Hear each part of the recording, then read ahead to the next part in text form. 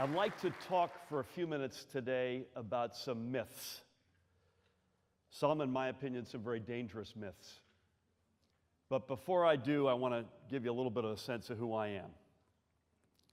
I grew up the youngest of four, as we call it, middle class on a good day. We had nothing. Great family, close family, but didn't have two nickels to rub together.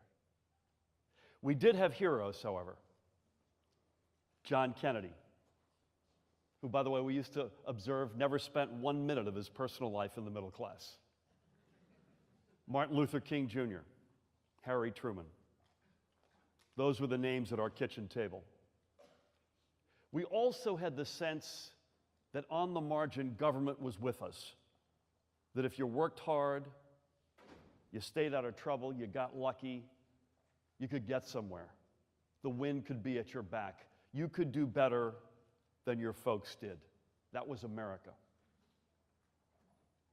So not only do I come from the middle class, but as importantly, philosophically, I'm a card-carrying member of the school of thought that as the middle class goes, so goes the whole society. And nowhere in this nation is that more true than it is here in this great state of New Jersey. It's why my wife and I recently founded, as Vinny alluded to, New Start New Jersey. Shameless commercial, nsnj.org. New Start New Jersey is focused completely and utterly on strengthening New Jersey's middle class and expanding it. Now, New Jersey lives and dies on its middle class. I'm strongly of the opinion that if you can get confidence and stability and security back in the middle class, New Jersey doesn't end up any longer as number 45 out of 50, or 48 out of 50, or 50 out of 50, depending on what measure you look at, but back to our rightful place at the top of the heap. So that gets me back to the myths. I travel around this state literally almost every day, and I meet with and listen to folks of all shapes and sizes. And I'm quite disturbed, if not alarmed or shocked, by the number of myths out there that have become part of the accepted fabric, the accepted wisdom. People have conflated myth with reality without giving these myths the proper inspection. And each and every one of these myths, and I'll give you a couple before we break, run counter to the prospects and the interests of our middle class. Let me give you a couple of examples. The existence of affordable housing depresses local property values. This just in, that's never been proven. So there are two issues with that. One, let's get on with it. Let's have a coherent plan to, across this state, get the stock of affordable housing that we need. And secondly, if you think about your own lives, what's the biggest asset you have in your life? What's the most important asset other than your children that you've got? It's your home. So it's clearly a recipe to help and abet and support the middle class in this state. Another one I hear all the time. If we increase minimum wage, we'll increase unemployment. Again, not proven. I have two thoughts about that. Number one, let's do that. Let's increase minimum wage right to the tipping point. And then let's have the debate. That's okay. My gut tells me, and studies will back this up, that we're far from the tipping point. But let's get there and then have the debate. Is minimum wage increase impacting employment? Let me also remind our brothers and sisters at the top of the food chain, the folks in the so-called upper 1%, that most of their customers are in the middle class. If we can find ways to get wages into the middle class and therefore increase confidence, which will therefore increase consumption, everybody does well including that group up there. A third one I hear all the time. Earned sick leave leads to low worker morale. Okay? This one is not only not true, it's been proven to be not true. And it's not that complicated. Think about it for a minute.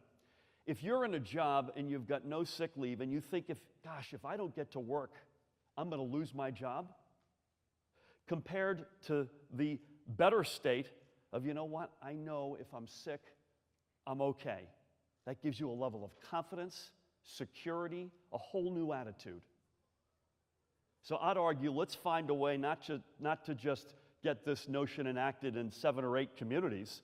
Let's find a way to get it enacted across the state. And my last one for this morning, although I've got a lot more for you if we want to gather some other time. This one is the third rail, the U word. Shh. Unionization. Even my party has a hard time with this one. I'll give it to you, the myth through the private sector lens. The proliferation of unions will lead to lower productivity and impair shareholder value. Now, on this one, I know enough to be dangerous. As Vinny said, I was our ambassador to Germany. Germany has a completely different take on unions. And for those of you who don't know it, there's a phrase called co-determination, as the Germans would say in a word that's even 5 times longer than that. The board of directors of each company is split evenly between representatives of management and representatives of the union. How's Germany doing? What ruin has Germany come to based on this model? How about their percentage of their economy that is represented by manufacturing is double what it is in the United States? 2 times. It's part of what they would call the social market economy. I've got a phrase that I think is more accurate. Inclusive capitalism. That we're capitalists, let there be no doubt about it, but we're all in this together. We make decisions together, we rise, we fall together. And by the way, again, for that group up there that's really worried about whether or not this is going to ruin all their crazy wealth, Germany has as many billionaires per capita as we do. So the proof is in the pudding. I also want to remind everybody, and let's never forget this, that the union door was the door through which so many of our moms and dads and uncles and aunts and grandparents walked through into the middle class. Let's never forget that. So I've given you 4 myths. Bless you. None of which, they're somewhere between not true and the opposite being true. Housing, so essential to a prosperous middle class. Wages, the confidence that if you get sick, you've still got a job. And you know what? Unions do a lot of good. Do unions need to be in a 21st century mindset? You betcha. It's a new world out there, but many of them are already. But they're important. So I suspect as we break that you fall into 2 camps. Camp A is you agree with me. And if you do, I'd ask you to come along with us. Let's do something about this. Let's not just debunk the myths, but let's put some policy in place, which I think we could turn the prospect, the trajectory of our middle class, if we did a collection of these things, on a dime. Instant game changers.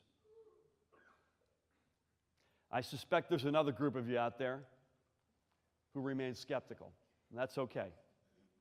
But do me a favor, don't rely on the myths to answer your skepticism. Don't take a 2-dimensional pass at this. Take your time to look at the facts and understand the actual reality. And keep in mind as your North Star the late, great Daniel Patrick Moynihan, who said famously, everyone's entitled to his own opinion, but not his own facts.